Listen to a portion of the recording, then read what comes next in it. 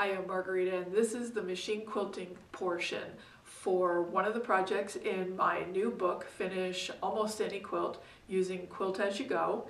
If you haven't already seen the blocks portion, you can go watch that now, or you can stick with me as I machine quilt these blocks and get them on their way to being a finished quilt.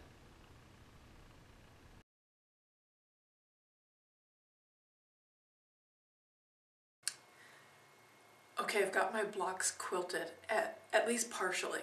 So I did the stitch in the ditch with the clear thread like I thought I would. Then I was trying to decide, I kind of had an idea that I wanted to do an outline in here with a variegated thread. I used a 12 weight, very thick. So I had to use a pretty strong thread in the bobbin, and I found a really nice thread that matched the backing fabric. Just a good strong cotton thread, and so you'll be able to see the outline of the quilting on the back just a little bit. It blends, but not too much.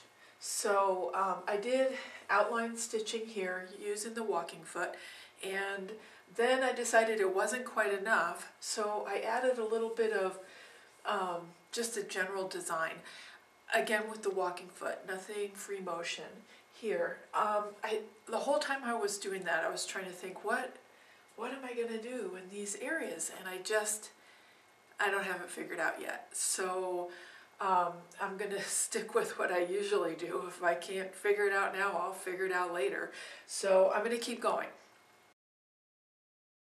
First, I start by bringing up the bobbin thread. I do this every single time. I take one stitch, move the block, pull up the bobbin thread, and hold both threads in my hand lightly as I start stitching. Now I'm using a clear polyester thread for my stitch in the ditch work, and stitch in the ditch is basically just put your stitching, straight stitching, as close to where the two fabrics of the block meet, so between the white and the colored fabric, that is the triangles on the side, just getting as close as I can to that ditch area. Now you can see I've speeded this up just a little bit because it's boring, but I do all of the stitch in the ditch work on all of my blocks. Then I start over, changing threads with whatever decorative thread I want to use, and add any additional quilting.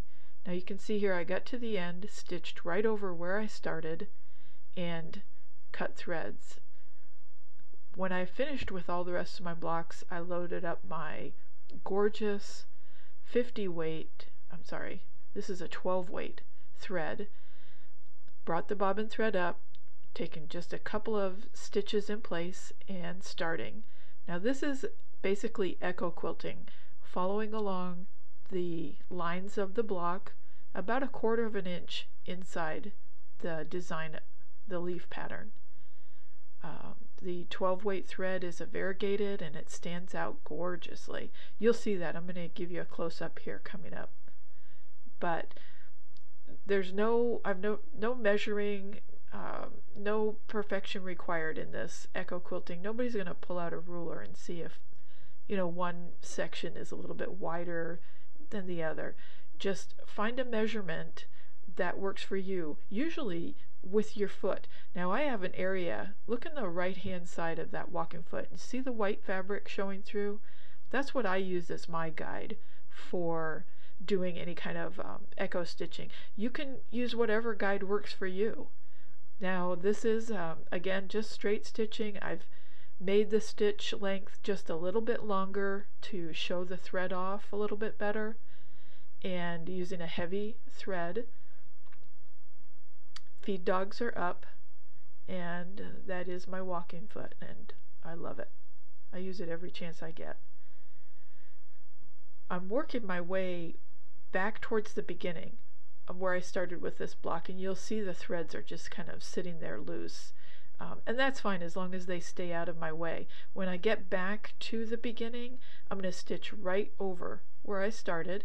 Again, that'll help anchor those first threads, and cut the threads, and then I'm going to keep going with another design that I want to do on the inside of this block. So basically it's one continuous line of stitching, just stopping with the needle down, lifting up the presser foot, which is the walking foot here, readjusting the block by turning it, and putting the foot down again, and keep right on going. So on this second design, I'm basically just aiming for the points of the leaf. Again, I did not draw it out. Every single block is going to be a little bit different. They're not in any way supposed to be perfect or exactly like every time. I kind of like the fact that each one's just a little bit different. And the only guide that I'm using is I'm aiming towards basically a center area, and then when I stop with the needle down, flip the block, I'm aiming for the point. That's it. Nothing fancier than that. Some of the points reach further than others. Some are wider, some are skinnier. It works for me. When I get back to the center of the block after making my last little pointy design, I'm going to stitch over where I started and cut threads and move on to the next block. And I'll give you a close-up too of how the stitching looks here after I cut the threads, and then we're going to move on to lining these blocks up for trimming.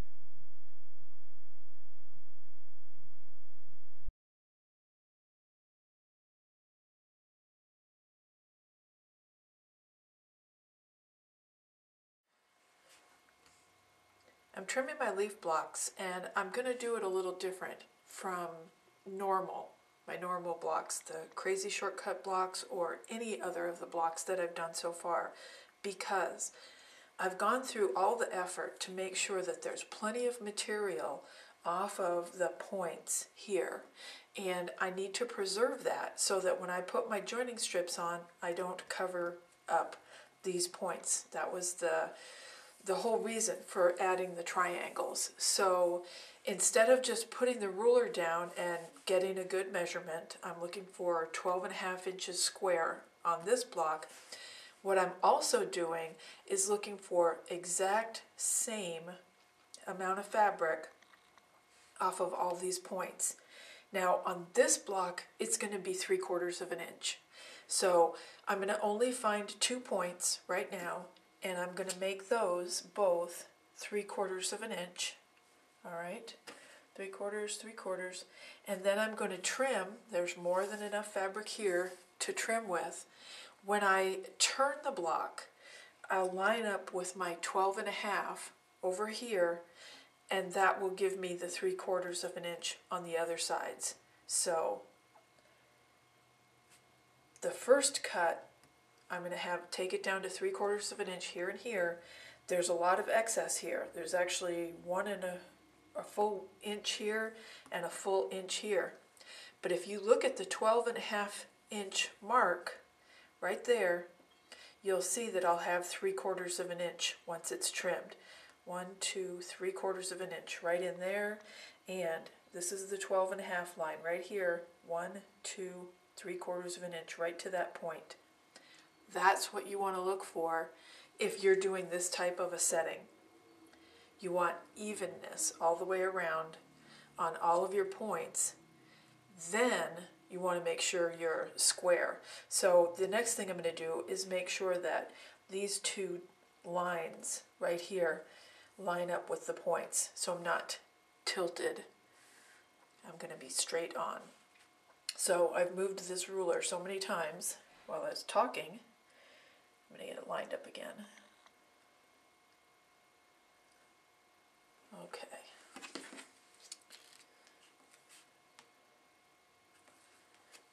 There we go.